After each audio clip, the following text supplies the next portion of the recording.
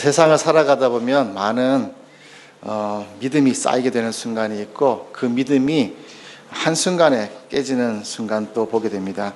특히 이것은 연애하는 남녀들의 관계에서 많이 나타나는 것 같습니다. 아무런 감정이 없는 그 남녀가 만나면은 갑자기 아무것도 아닌 어느 순간에 뭐 TV나 영화 보면 만화 영화 같은 데 나오죠. 어느 여자가 머릿결 한번 탁 제끼겠는데 갑자기 남자가 눈꺼풀에 뭔가가 씌우는 그런 순간, 아주 사소한 그 뭔가에 마음이 바뀌게 되더라고요. 그리고 또 반대로 잘 만나고 있는 그 연인들 사이에도 뭐 별거 아닌 그 작은 거에 갑자기 마음이 떠나기도 하는 것을 보게 됩니다. 제가 그래서 인터넷을 봤습니다. 남자친구의 환상이 한순간에 깨지는 경우 1위 혹시 뭔지 아십니까? 남자친구의 환상이 깨지는, 아직 결혼하시지 않은 분들은 꼭 관리하시기 바랍니다. 남자친구의 코털이 삐져나온 걸 보면은 지금까지 가지고 있었던 모든 환상이 깨진다고 해요. 여자도 틀린 건 없습니다. 다른 건 없어요. 남자가 여자에게 있어서 한순간에 환상이 깨지는 것 언제인지 아십니까? 1위가, 이것도 있는지 모르겠는데 여자 발가락, 엄지발가락이 있는 털을 보았을 때가 1위라고 해요. 근데 이게 이런 순간에 별것 아닌 것 같은 그 순간에 작은 것에 그 환상이 확 깨지기도 하고요. 생각들이 바뀌고, 또 이런 것이 없는 줄 알았는데 결혼하고 보는 경우도 있고요. 또 결혼하고도 안 보이다가 부부싸움 하고 나서야 그제서야 보이는 경우도 있더라고요. 사람들이 사람을 보는 이런 선입견도 마찬가지 같아요. 선입견도 한순간에 생기고 또 한순간에 그런 선입견들이 사라지는 것을 보게 됩니다. 만약에 우리 교회에 그냥 그저 평범하게 보이는 어느 사람이 세가족으로 이제 새신자로 이제 등록을 했다고 한번 생각을 해봅시다. 그러면은 많은 분들이 그냥 한 분 오셨구나, 반갑게 인사하고 하는데 몇 주가 지나서 들리는 얘기가 이분이 서울대를 나왔다는 거예요. 별로 안 놀라시는군요. 서울대 정도야. 조금 더 세게 하버드를 나왔다는 거예요. 그러면 조금 놀라시나요? 하버드 정도는?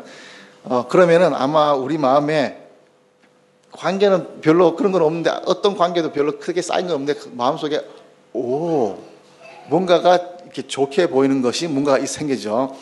그리고 바뀌는 것이 아무런 변화는 없는데 내 마음에 뭔가가 바뀌는 것 같아요. 그리고 있다가 이 사람이 서울대에서 음대를 졸업했다고 한번 생각해 봅시다. 서울대 감흥이 없으니까 만약에 버클리 음대를 졸업했다고 생각을 해봅시다. 조금 얼굴 표정이 달라지는데, 그러면 또 생각하는 게 다르겠죠. 노래를 잘하시나? 뭐 악기를 잘 다루시나? 뭔지는 모르지만 하여튼 음악에 대해서는 뭔가 있다고 생각할 거예요. 아마 이 생각이 든다면은, 이런 이야기가 들린다면 우리보다 머리가 빨리 막 움직이시는 분이 계실 거예요. 아마 민혜진 집사님이 혹시 성가대하고 뭔가 연결시키고자 하는 어떤 선입견이 막 생길 거예요. 그런데 이제 반대의 선입견도 있을 거예요. 만약에 새로 오신 새가족이 조금 지나다 보니까 이분이 알고 보니까는 교도소를 다녀왔대요. 교도소에서 예수님을 믿었대요. 당신은 죄인입니다 하니까 기분이 나쁘지만 그것을 인정을 했다고 해요. 그리고 예수님을 영접하고 출소해서 온 교회가 우리 교회라고 한번 생각을 해봅시다. 그러면 마음이 또 어때요? 오가 아니라 어가 되겠죠. 그리고 만약에 얼마 지나서 우리 교회에 물건이 뭔가가 하나가 없어졌다고 한번 생각을 해봅시다. 그러면 서로가 말은 못하지만 내 마음 가운데 말은 못하는 용의자 한 명이 일단은 자리 잡게 되죠. 알게 모르게 우리가 좋게든 나쁘게든 말 한마디에 선입견이 이렇게 막 우리 안에 생기게 돼요. 어떻게 보면 역사적 사실에 의해서, 그 객관적인 자료에 의해서 생각하는 거잖아요. 버클리 음대, 교도소, 객관적인 자료에 의해서 생각하지만 어쨌든 선입견에 의해서 내가 뭔가를 판단하게 되는 그런 것을 우리가 바라보게 됩니다. 이런 선입견들이 우리에게는 아주 쉽게 들어오고 단어 한마디에도 우리의 선입견이 바뀌게 되는 것도 있고요. 또 의외로 그런 선입견이 단어 하나나 어떤 한마디에 의해서 선입견이 무너지고 바뀌게 되는 것도 우리가 보게 됩니다. 성경에 나오는 인물 중에 이런 선입견으로 유명한 사람이 있습니다. 오늘 우리가 보게 된 나다나엘이죠. 이 나다나엘이 이런 얘기를 합니다. 우리 일상생활에서도 이런 비꼬는 듯한 얘기를 할 때 농담 삼아 하기도 하죠. 무슨 나사렛에서 무슨 선한 사람이 나올 수 있냐, 이렇게 약간의 선입견을 가지고 이야기를 하기도 합니다. 그렇게 선입견을 가지고 이야기하는 주인공이 오늘 나다나엘입니다. 이 빌립이 나다나엘을 찾아가서 이야기합니다. 먼저 빌립이 예수님을 만나고 그 만난 이야기를 이제 모세에게 찾아가서 하는데, 모세가 율법에 기록하였고 여러 선지자가 기록한 그 일을 우리가 만났으니 요셉의 아들 예수니라라고 나다나엘에게 예수님을 소개합니다. 아마 빌립이 나다나엘에게 하는 이야기가 찾고 찾았던, 나도 그렇고 나다나엘 너도 그렇고 우리가 찾고 찾았던 그 메시아를 찾았기 때문에 내가 너에게 이렇게 소개시켜준다, 이런 의미가 있겠죠. 그렇게 찾아가서 알려주는데 돌아오는 답변은 참 의외입니다. 46절을 보면 나사렛에서 무슨 선한 것이 날 수 있냐, 이런 이야기를 합니다. 그런데 이 이야기는요, 선입견에서 나오는 이야기는 맞지만 무언가를 비꼬면서 하는 이야기는 아니에요. 나사렛이라는 동네, 무슨 그 시골에서 용이 나냐, 개천에서 용이 나냐, 이런 비꼬는 듯한 얘기가 아닙니다. 이 이야기는 냉정하게 들릴 수도 있지만 지극히 정상적이고 성경적인 답변입니다. 왜냐하면 성경은 이전 구약을 보면 메시아 선지자가 하는 얘기가 메시아가 베들레헴에서 난다고 기록을 하였거든요. 그런데 베들레헴에서 나야 되는데 무슨 나사렛 사람이냐, 그건 아니잖아. 성경을 아는, 정확히 아는 자가 하는 대답이었던 거예요. 그래서 선지자는 분명히 베들레헴이라고 했는데 나사렛 아니다. 우리가 연구하고 공부한 자료에 의하면은 나사렛이 아니잖아. 이 이야기를 하는 대목입니다. 그런데 가끔은 우리가 살면서 내가 모르는 사실에 대해서 내가 모른다고 그것이 아니라고, 틀렸다고 우기는 경우가 있죠. 오늘 본문이 그런 것 같아요. 예수님에 대해서 이젠 소개받았고 다 아는 것이 아닌데 그냥 나사렛이라는 그 한마디에 선입견이 생겨버린 거예요.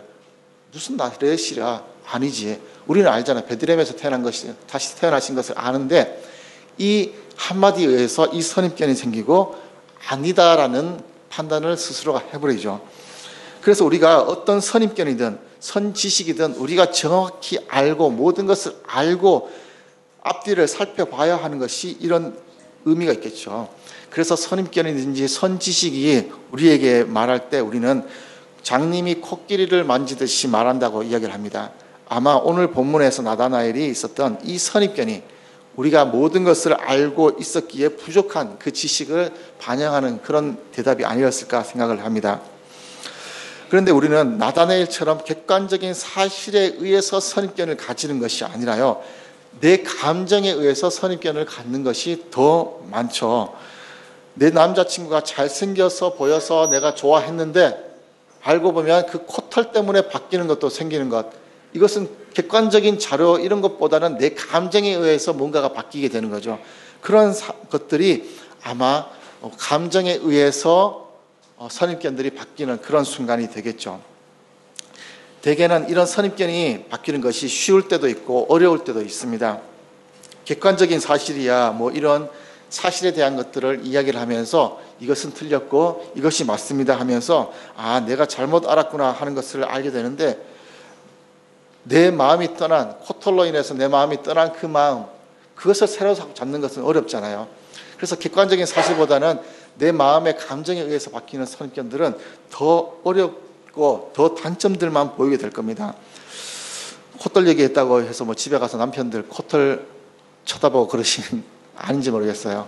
그래서 제가 아침부터 제일 먼저 한 게 거울을 보고 코털부터 이렇게 정리하고 제가 왔는데, 이 나다나엘에게 있는 이 선입견 바꿔주는 것 그다지 어렵지는 않았습니다. 예수님께서 예수님을 만나는 순간에 선입견들을 바꾸어 주셨습니다. 예수님의 이야기에 빌립을 통해서 나다나엘은 예수님의 이야기를 듣고 그제서야 이제 예수님을 찾아갑니다. 그리고 찾아가면서 많은 생각을 했겠죠. 도대체 말이 돼? 나사렛에서 예수님이 태어난다는 게 말이 돼? 도대체 예수님이 정말 메시아라는 거나? 이런 여러 가지 생각을 하면서 예수님을 만나러 가는데, 이 이야기도 성경에 근거한 추측이고 생각들이죠. 그런 생각을 하면서 예수님을 만나러 가는데 예수님께서 하시는 첫 이야기가 이 이야기입니다. 이는 참으로 이스라엘 사람이라 그 속에는 간사한 것이 없도다. 이렇게 처음 이야기를 합니다. 처음 만나는 사람에게 이런 좋은 평가를 내립니다. 마음에 선하다는 이야기를 하니까는 뭐 기분 나쁜 사람은 없겠죠. 나 착하다고 하는데 뭐 기분 나쁘다 하는 건 없겠죠. 어쨌든 좋은 반응을 하게 되는 것을 보고 나다나엘이 하는 얘기가 어떻게 나를 아십니까? 라고 다시는 묻습니다. 그때 또 예수님께서 하시는 얘기가 빌립이 너를 부르기 전에 내가 무화과나무 아래에 있는 너를 보았다 라는 이야기를 하십니다. 예수님께서 너 이런 사람인 건 내가 알아 이런 얘기를 하는 게 아니라 너 무화과나무 아래에 있을 때 보았다라는 이 이야기, 이 말 한마디, 이것이 무엇인지 모르지만 어떤 의미인지 모르지만 이 말 한마디에 나다나엘에게 있던 모든 선입견들이 무너집니다. 49절에 하는 이야기가 우리 49절에 나다나엘의 대답을 고백을 한번 함께 읽어보겠습니다. 나다나엘이 대답하되 시작.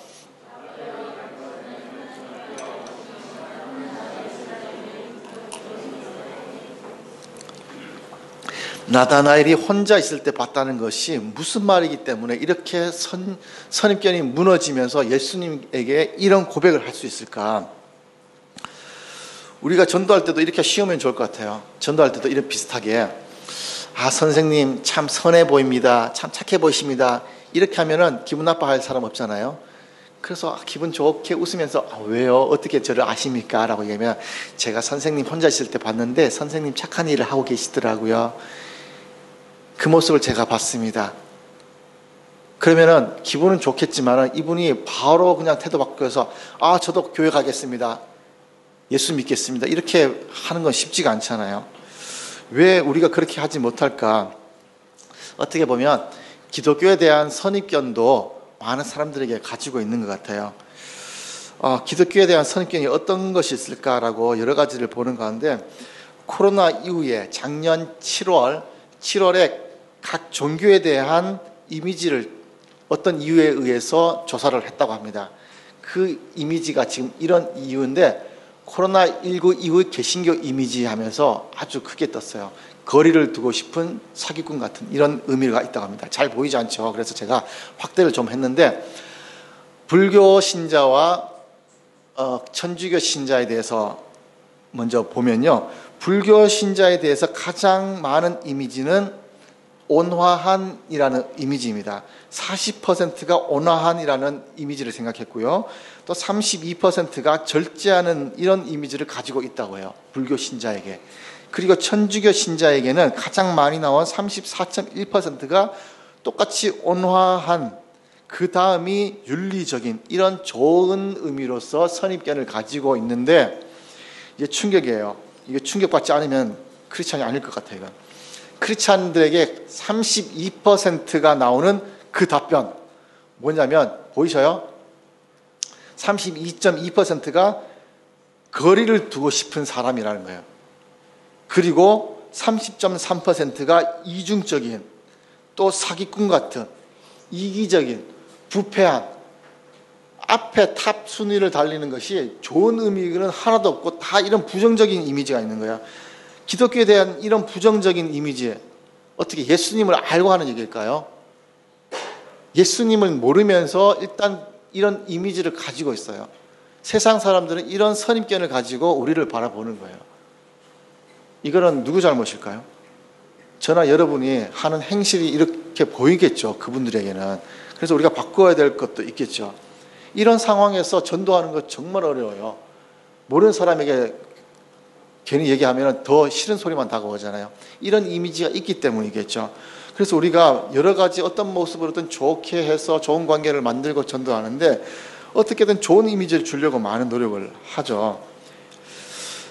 그런데 나다나엘은 자신의 모든 선입견들을 내려놓고 예수님의 한마디, 그 한마디에 예수님을 하나님의 아들이라고 고백하고 이스라엘의 임금이라고 고백을 합니다. 성경에 나오는 어떤 인물보다 가장 빠른 고백을 했습니다. 우리 예수님의 고백을 했던 사람들 혹시 기억나십니까? 누구요? 베드로. 우리가 잘 아는 베드로, 마태복음 16장 16절을 보면요, 이렇게 고백하죠. 시몬 베드로가 대답하여 이르되, 우리 이 고백도 다 같이 한번 읽어보겠습니다. 시작.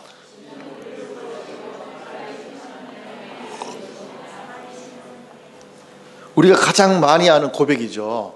그런데 이 고백은 베드로가 예수님을 처음 만나고 한 고백일까요? 아니겠죠. 벌써 마태복음 16장까지 갔어요. 예수님을 알고 많이 따라다니고 많은 교제가 일어난 후에 고백하는 것입니다. 그 다음 또 혹시 고백 나온 것 있을까요? 도마도 고백을 했죠. 요한복음 20장 28절에 보면 도마도 고백을 합니다. 어떻게 고백했는지 도마가 대답하여 이르되, 다 같이 고백합니다. 시작. 이 대답도 예수님께서 십자가에 못 박혀 돌아가시고 여기 한번 만져봐 이렇게 하시니까 그제서야 이렇게 고백이 나오는 거예요. 이렇게 많은 시간을 두고 고백이 되는데, 오늘에 나오는 나다나엘, 바로 예수님의 한마디에 바로 이 선입견이 바뀌어 버립니다. 내가 너를 부르기 전에 무화과 나무 아래에 있을 때에 보았노라. 이 한마디에서, 이 한마디가 나사렛에서 선한 것이 나올 수 없다는 그런 모든 선입견, 그리고 선지식을 바꾸어 버립니다. 예수님께서 나다나엘 무화과 나무 아래에 있을 때 뭐를 보셨을까요? 무화과 나무가 이렇게 생겼습니다. 이것은 좀 옆으로 많이 넓게 퍼진 무화과 나무인데요, 이렇게 나무 그늘이 있죠. 이 나무 그늘을 사람들이 여기서 피해서 쉬기도 하고요, 여기서 많은 사람들에게 쉴 수 있는 공간을 제공을 합니다. 무화과 나무가 이제 그 나라에는 이렇게 보통 펼쳐져 있습니다. 그래서 이렇게 펼쳐지면은 이제 열매가 맺히기도 하고 또 사람들이 또 이렇게 여러 가지 쉬겠죠. 그런데 조금 더 열매가 무성할 때, 나뭇잎이 가장 왕성할 때는 이런 모습입니다. 이런 모습의 무화과 나무 아래 있으면은 보일까요? 밖에서 뭐가 하는지 안 보여요. 나뭇잎이 무성할 때 이 안에서 무엇을 하든지 밖에 있는 사람들이 시선을 신경 쓸 수 있는 공간이 아니에요. 그런데 여기서 예수님이 보았다고 하니까 놀라는 거예요. 그 땅에도 그 당시에 한낮이 되면 무지하게 덥기 때문에, 지금도 점심 먹고 한참 더울 때는 이렇게 바깥 활동을 하지 않고 쉰다고 합니다. 그리고 이 베트남도 그렇잖아요. 한국에 있을 땐 그다지 못 느꼈는데 베트남 오니까 그렇더라고요. 점심 먹고 한두 시간 쉬기도 하고 낮잠을 자기도 하고 이렇더라고요. 집에 일하는 수리공들도 실컷 오전에 일하다가 밥 먹고 나서 한 3시쯤 돼서 오더라고요. 그리고 부품이 없어서 구하러 갔나 하니까 조금 이따 알고 보니까는 쉬었다가 오는 거라고 하더라고요. 그 정도로 더울 때는, 한창 더울 때는 더위를 피해서 쉬고 시원할 때 일을 하는데, 이 나라 사람들도 그렇게 일을 했다고 해요. 그래서 저기 안에 숨었다고 하기 그렇지만 더위를 피해서 저렇게 쉬고 하는데, 저기서 보통 사람들이 뭐를 할까? 일반적인 사람들은 저기서 쉬고 하는데 무엇을 할까? 한 사람을 정확히 알기 위해서는 아무도 없는 그 시간에 나 혼자 있는 그 공간에서 무엇을 하는지를 알면은 그 사람을 파악하는 것이 쉽다고 해요. 혹시 한번 생각해 보셔요. 여러분 혼자 있을 때, 집에 아무도 없을 때, 혼자 방에 있을 때 무엇을 하셔요? 혼자 있을 때 내가 기도하고, 나 혼자밖에 없으니까 이제 드디어 성경을 펴는구나 해서 성경 말씀 보신 분은 아마 하나님과 교제가 중요한 사람일 거고요. 드디어 혼자구나 해서 TV 리모컨을 들고 소파에 누워있는 분은 조금 이제 게을러지는 것을 좋아하시는 분일 수도 있고요. 이제 아무도 없으니까 이제 운동 좀 하러 가야겠구나 하는 분은 이제 운동을 좋아하시는 분이고, 아마 혼자 있을 때 내가 하는 것을 아마 내가 좋아하는 것이겠구나라고 생각할 수 있겠죠. 대부분 혼자 있을 때 게을러지는 것이 쉽죠. 혼자 있을 때 생각해보면 내가 하나님과의 친밀감이 어느 정도인지도 알게 될 거예요. 이 땅에 점심시간에 덥다고 해서 이 베트남 사람들이 그 점심시간에 피해 시원한 데 가서 공부하는 것도 가끔은 있더라고요. 그런데 대부분 해먹이나 어디 그늘에 가서 쉬는 것들이 대부분이더라고요. 이 나다나엘이 혼자 있을 때 뭐를 했을까? 성경에는 나오지 않지만은 많은 학자들이 연구를 해본 결과 나다나엘이 똑같은 어떤 것에 결국 입이 모아지고 있습니다. 이 당시에 전승에 의하면요, 이 나무 그늘에서 뭐 많은 랍비들이 아니면 율법 선생님들이 이 아래에서 성경 공부를 했다고 합니다. 그늘을 피해서 저기 안에 들어가서 스스로 혼자 공부도 하고 연구도 하고 또 많은 선생님들 랍비들이 모여서 성경을 논하기도 했던 장소라고 합니다. 나다나엘이 이렇게 성경을 연구했다고 많은 학자들이 이야기를 합니다. 그래서 남들이 쉬는 그 시간에 저기 그늘에서 남들 모르는 아무도 없는 그 눈을 피해서 혼자 말씀을 연구하고 공부하면서 메시아의 오심을 연구했겠죠. 그래서 메시아의 오심을 연구하다 보니까 메시아가 나사렛이 아니다라는 것도 알게 되는 거죠. 그렇게 연구했다는 것을 본 예수님께서 그것을 아마 봐서 그렇게 얘기를 했겠죠. 네가 무화과나무 아래 있는 것을 보았다. 메시아 오는 것을 공부하고 연구하는 것을 보았다는 거겠죠.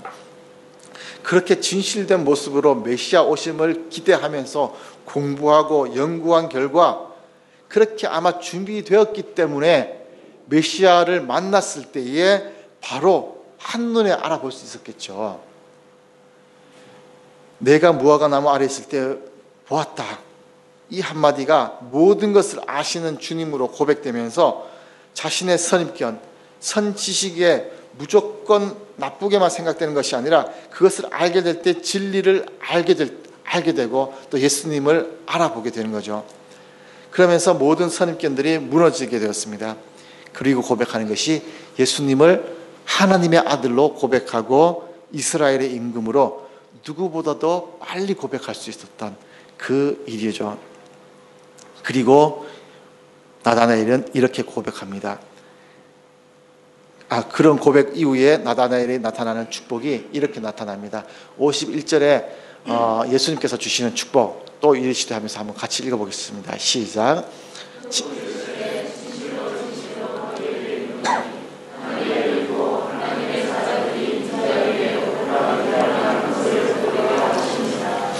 이 의미가 여러 가지 해석이 있어서 이 설명하고 하는 데서는 이제 좀 생략을 합니다. 그런데 분명한 것은 세상적인 눈으로 볼 수 있는 건 아니죠. 영적인 눈을 뜨고 영적인 고백을 했기 때문에 영적인 눈으로 세상적인 시각이 아니라 영적인 시각도 가지게 된다는 축복을 하는 겁니다. 우리도 혼자 있을 때 무엇을 하는지 좀 돌아봤으면 좋겠습니다. 혼자 있을 때에 내가 좋아하는 것 무엇이 있는지 어떤 분은 이렇게 얘기하기도 합니다.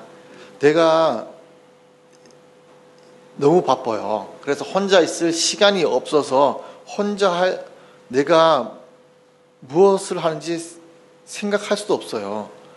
그래서 내가 너무 바빠서 내가 혼자 있을 때 뭐 하나 그런 시간이 없고 혼자 있어도 계속 일을 합니다. 이렇게 얘기하실 수도 있고요. 너무 바쁘기 때문에 하나님과 교제하는 시간을 내기가 너무 어렵습니다. 라고 이야기를 하기도 합니다. 내 삶이 너무 분주하기 때문에 하나님과의 교제하는 시간을 만들 수 없다는 핑계가 주님과 개인의 시간을 갖지 못하는 사람이 말하는 가장 많은 핑계입니다. 결국 이 이유로 하나님과 친밀한 관계를 경험하지 못하게 된다는 거죠. 내 일생에 가장 중요한 것이 무엇인지 고백하기도 하고 하나님을 만나는 것이 제일 중요합니다. 하나님이 만난 것이 가장 인생의 제일 중요한 시기였습니다. 이렇게 고백을 하면서도 하나님과 교제하는 시간을 많이 갖지를 않아요. 내가 누구야 연인이 남자친구에게 사랑해 하면서 만나지를 않아요. 그러면 오해를 할까요, 안 할까요? 하겠죠. 그럴 수밖에 없는 것 같아요. 하나님께 사랑합니다라고 고백하면서 하나님을 제일 영광 돌리고 하나님과 교제하는 시간이 제일 좋습니다 하면서 하나님과 교제하는 시간을 갖지를 않아요. 당장 내가 오늘 해야 되는 일들, 오늘 끝내야 되는 이런 일들, 그것 때문에 하나님과의 교제하는 시간이 줄어들어요. 이것을 우리는 영적인 게으름이라고 얘기를 합니다. 영적인 게으름. 운동은 해야 하고 운동할 시간은 없고 그래서 건강이 나빠지죠. 기도하고 하나님과 교제해야 되고 또 말씀 보고 해야 되는 걸 알면서도 시간은 없고 그래서 영적인 건강이 나빠집니다. 우리가 하나님의 축복을 이야기할 때 하나님 많은 축복 주세요. 이런 축복도 받기를 원하고 이런 축복 받기도 원합니다.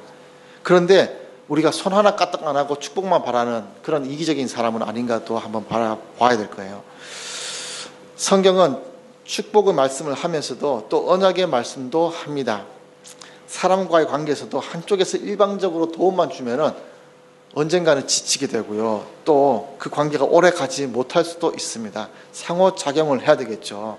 우리 아이들에게도 그렇죠. 아이들에게 일방적인 사랑을 하는데 그런 사랑하는 가운데 애들이 한 번씩 애교를 피면은 어때요? 힘이 나요, 안 나요? 힘이 나잖아요. 그래서 더 주고 싶기도 하죠. 우리가 하나님과의 관계에서도 생각할 때도 하나님께 깊은 관계를 맺어 나갈 때에 하나님께서 주시는 축복만이 아니라 내가 하나님께 더 나가고 하나님께 더 앞으로 나가는 헌신이 있을 때에 하나님께서 더 우리에게 이뻐하시고 더 친밀한 교제 가운데서도 또 하나님께서 더 절실하게 목마름으로 앞에 나갈 때에 그런 헌신이 있을 때에 하나님과 깊은 관계가 맺어지고 상호작용하는 그런 관계가 되는 거죠. 그래서 우리 마음이 주님께 시간을 드리는 그리고 내 마음의 행동을 주님께 드리는 그 투자도 필요한 거죠. 그럴 때 하나님께서 우리에게도 찾아와 주시고 만나 주시는 거죠. 조용히 하나님의 음성을 듣는 시간을 가졌습니다. 나다나엘은 어느 누구도 방해하지 않고 누구도 보지 않는 그 무화과나무 아래에서 주님을 만나려고 노력했고 그 시간을 가졌습니다. 우리도 조용히 하나님의 음성을 듣는 시간이 필요할 거예요. 우리의 이목을 빼앗는 많은 세상의 유혹이 있고요. 또 잡음이 들려서 주님의 음성을 못 들을 수도 있습니다. 그래서 우리는 조용한 그곳에서 주님의 세미한 하나님의 음성을 들을 수 있는 그 장소로 찾아가야 되는 거죠. 나다나엘이 찾은 이 무화과 나무 아래, 여기서 주님의 고요한 시간을 찾았습니다. 이런 고요함이라는 것은요, 새로운 발견이나 혁신도 아니고 성경 전체에서 나오는 얘기입니다. 신약의 나다나엘을 나오는 것이 아니라 구약에서부터 아브라함도 또 야곱도 혼자 기도하다가 천사와 씨름하기도 하고요. 또 하박국 말씀을 보면요, 하박국 선지자도 기도하려고 파수하는 곳을 찾아갔고요. 그곳에서 하나님을 바라고 기다렸습니다. 그리고 마가복음 1장 35절에서도요, 예수님은 새벽 미명에 한적한 곳으로 찾아가서 기도했습니다. 그리고 하나님의 하루 사역을 마친 이후에도 기도하러 산으로 올라가시는 것을 보게 되고요. 이런 외적인 방해 요소들을 제거해서 누구와도 간섭받지 않는 그 장소에서 하나님과 조용한 교제를 하면서 주님과 교제하면서 주님의 음성을 듣기를 원하고 또 주님도 우리를 만나기를 원하시는 거죠. 그래서 예수님께서는 우리에게 이렇게 얘기를 하십니다. 마태복음 6장 6절에 우리 한번 다 같이 한번 읽어보겠습니다. 시작.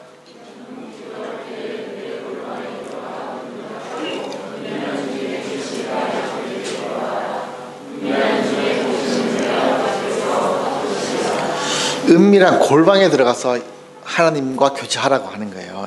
이 이야기는 사랑하는 사람과 한번 데이트를 할 때 한번 생각해 보세요. 가장 핫하게 지금 연애하실 만한 분이 누굴까요? 두 분이 데이트를 하는데, 부부가 지금 데이트를 하는데 영화 보러 가는데, 아니면 오랜만에 뭐 결혼 기념일에서 외식하러 갔는데 갑자기 제가 전화해요. 집사님 뭐 하십니까? 아, 예, 저희 식사하고 있어요. 남편과 와서 식사해요. 그럼 제가 가도 되겠습니까? 하면은 뭐라고 하시겠어요? 안 된다고 말은 못 하겠고, 목사님 오신다는데 어떡하지? 예라고 대답은 했는데 속으로 아유, 저 눈치 없는 목사님. 아마 제 귀가 막 간지러워질 것 같아요. 제가 끼면 안 되겠죠. 사랑하는 사람, 그 두 사람과 교제하고 싶은데 제가 끼면 안 되는 거예요. 하나님께서 그 마음인 거예요. 내가 사랑하는 성태 너하고 교제하고 싶어 하는데 다른 누가 끼면 싫은 거예요. 그래서 조용한데 나하고 단둘이 교제할 수 있는 그 골방에서 나를 만나러 와. 이렇게 얘기를 하시는 거예요. 그래서 여러분에게 권고하는 것은 조용한 시간에 단둘이 주님과 교제할 수 있는 그 장소에 찾아가서 주님과 교제를 하는 거예요. 이렇게 되면은 주님과 온전한 사랑의 교통이 있겠죠. 다른 어떤 것도 생각하지 않고 오로지 주님께만 집중하고 집중할 수 있는 거죠. 그렇게 주님께만 집중하면 집중할수록 당연히 우리의 생각들을 빼앗는 그 많은 잡생각들에서 자연스럽게 그 유혹들이 사라지는 것을 경험하게 될 것입니다. 그런데 중요한 것은 이런 주님의 임재를 경험하는 것이 우리의 노력으로 주님의 임재를 경험하는 것이 아니라 주님의 임재는 철저히 주님께서 우리를 찾아오는 사건이에요. 우리가 아무리 나가려고 해도 예수님께서 찾아오지 않으면 안 되잖아요. 나다나엘이 아무리 무화과 나무 아래에서 메시아를 기다리고 찾고 기도한다고 해서 만날 수 있는 것이 아니라 예수님께서 찾아왔을 때에 그제서야 나다나엘이 나가서 만날 수가 있는 거죠. 그래서 우리가 예수님께서 찾아오도록 또 예수님을 공부하고 기도하고 하면서 예수님을 찾아올 때 우리가 주님을 만나는 것, 그리고 예수님께서 우리에게 찾아오는 것, 이것을 우리가 영적인 부흥이라고 얘기를 합니다. 그때 우리가 회개가 나오고 또 성령 충만한 것들을 경험하게 되겠죠. 그래서 우리가 주님의 임재에 사로잡혀서 하나님과 친밀한 교제의 훈련을 하는 것은요, 우리가 영적인 부흥을 경험하기 위해서 준비하는 것과 같습니다. 다시 한번 말씀드립니다. 주의 임재에 사로잡혀서 하나님과 교제하는, 친밀한 교제하는 훈련, 이것은 하나님의 영적인 부흥을 준비하는 것을 의미합니다. 이 훈련이 나다나엘이 하는 훈련이었습니다. 조용한 곳에서 은밀히 주님을 만났고요, 누구도 방해되지 않는 그 장소에서 주님과 깊은 교제를 했던 거죠. 무언가를 소유하면 소유할수록, 세상의 욕심들을 가지면 가질수록 머리가 복잡해지고 많아지고 더 갖고 싶어집니다. 그런데 주님을 소유하고 주님과 교제하면서 주님 안에 더 깊이 들어가면 들어갈수록 우리 머리는 더 단순해지고 예수님의 생각은 더 확고하게 우리 머릿속에 남게 되고 다른 세상의 것들이 내려놓게 되는 것들을 우리가 알게 되죠. 말씀을 정리합니다. 우리가 알게 모르게 선입견들이 생기게 됩니다. 그리고 이 선입견이 무조건 나쁜 것만은 아니지만 좋지 못한 것으로 우리를 괴롭힐 때가 더 많습니다. 그런데 진정한 진리를 깨닫게 되면 이런 선입견들이 바뀌게 됩니다. 우리가 지금까지 알았던 하나님, 그리고 예수님, 이것은 우리가 알고 있는 이상입니다. 하나님께서는 성경의 제한에서 드러낼 수밖에 없었지만 이 성경 외에 있는 하나님의 모습도 있겠죠. 그래서 우리가 아무리 성경을 많이 알고 하나님을 안다고 해도 우리가 그 일부분밖에 알지는 못하겠죠. 한낱 이 땅에서 배울 수밖에 없는 선입견만 우리도 가질 수밖에 없겠죠. 주님을 만나고 주님을 고백하고 주님을 머리로 알고 있던 그 선입견이 주님을 만나야지만 내가 주님을 더욱더 깊이 알게 되고 진정한 주님을 고백할 수 있게 되는 것입니다. 우리가 알게 모르게 자리 잡고 있었던 그 선입견들, 우리에게 있을 수 있지만 진정한 진리 되시는 예수님을 만나고 그 모든 것들이 바르게 바뀌어 가시기를 주님의 이름으로 축원드리겠습니다. 주님께서 우리에게 그렇게 원하시는 것이 있다면 사랑하는 여러분들과 단둘이 깊은 교제를 원하십니다. 세상의 누구와도 방해를 받지 않는 그곳에서 여러분과 교제를 하고 싶어 하십니다. 만나고 싶어 하십니다. 사랑하는 배드교회 성도 여러분, 이 시간 주님을 꼭 만나고 돌아가시길 부탁드리고요. 또 댁으로 돌아가시던 삶의 현장으로 돌아가셔서 내가 주님을 만날 수 있는 그 장소, 그리고 주님과 깊은 교제를 하시는 시간을 갖기를 축원드립니다. 그런 깊은 교제를 통해서 더욱더 주님을 깊이 알아가고 영적 부흥을 준비하시는 여러분이 되시기를 주님의 이름으로 축원드리겠습니다. 기도하겠습니다. 하나님 감사합니다. 오늘 나다나엘을 통해서 주님을 만날 수 있는 준비를 하는 모습도 보았고요. 또 주님을 만났을 때에 진정으로 주님을 고백하는 모습도 보았습니다. 우리가 머리로 알던 주님이 아니라 이젠 주님을 만나고 진정으로 주님을 고백할 수 있는 주님의 사랑하는 자녀가 될 수 있도록 주님 축복하시고 한 사람 한 사람을 주님께서 기억하셔서 오로지 주님만 보며 주님에게로만 마음을 돌려드리고 또 주님과 깊은 교제를 인해서 영적인 부흥을 경험할 수 있는 사랑하는 주님의 자녀들이 될 수 있도록 주님 늘 함께 인도하여 주시옵소서. 오늘 또 함께 하시고 이끌어 주신 주님께 감사드리오며 귀하신 주 예수님 이름으로 기도드립니다. 아멘.